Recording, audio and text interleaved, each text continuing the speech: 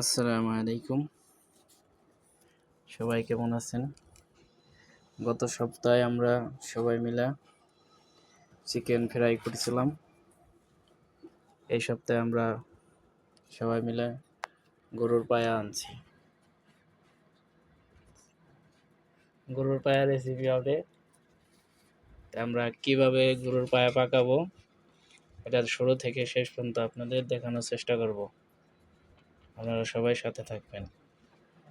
আমি আগে থেকে গরুর পায়াগুলা সুন্দর করে হলুদ মরিচ দিয়ে মশলা দিয়ে মিক্স করে রাখছিলাম প্রায় 2 ঘন্টার মতো। এখন আমি এগুলারে আবার মশলা তেল সব কিছু দিয়ে রেডি করব। আমি প্রথমে দিয়ে দিচ্ছি তেল।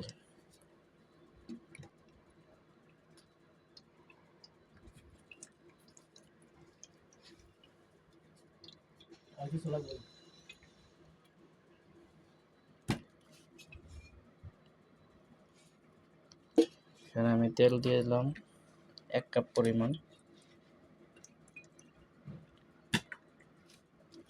এরপরে আমি দিয়ে দেব এখানে এলাচ, দারচিনি, লবঙ্গ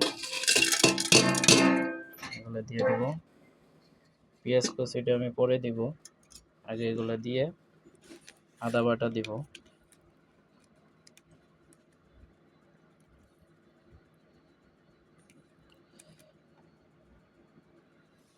1 কাপ পরিমাণ আদা বাটা।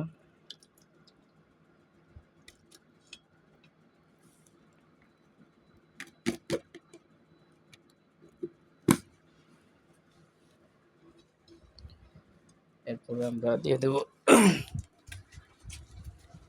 লবণ।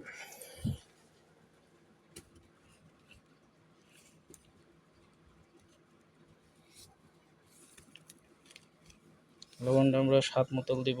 আমি প্রথমে দিতেছি, আবার পরে লাগলে দিব।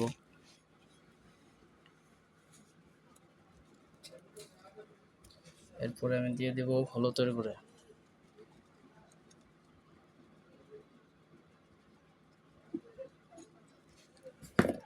এরপরে দিব মরিচের গুঁড়া,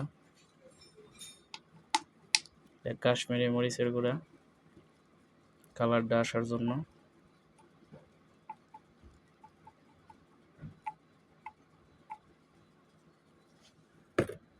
এরপরে আমি দিয়ে দেব মশলা।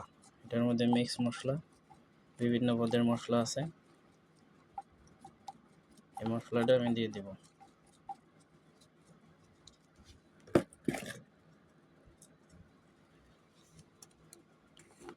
এরপর একটা মশলা আছে, এটা আমি নিজে তৈরি করছি। এটা হলো ছোট হস আর জিরে ব্লেন্ডার করা, এটা দিয়ে দিলাম।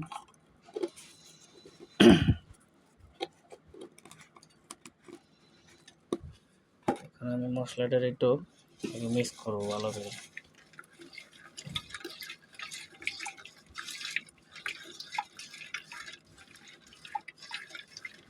মশলা মিক্স করা হয়ে গেছে। এখন আমি এই গরুর পায়াটা দিয়ে দিব।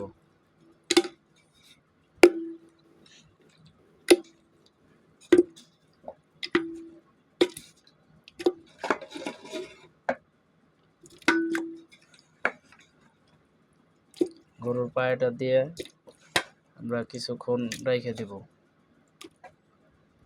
যাতে মশলাটা ভিতরে সুন্দর করে যায়। এখন আমি ভালো করে মিক্স করতেছি।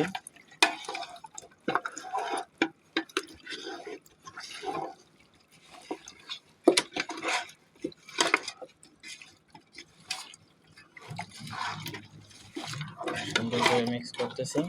এরপর আমরা দিব পেঁয়াজ কুচি এবং মরিচ, কাঁচা মরিচ। এখন আমরা এটা কিছুক্ষণ 10 মিনিটের মতো লেমায় রেখে দিব। 10 মিনিট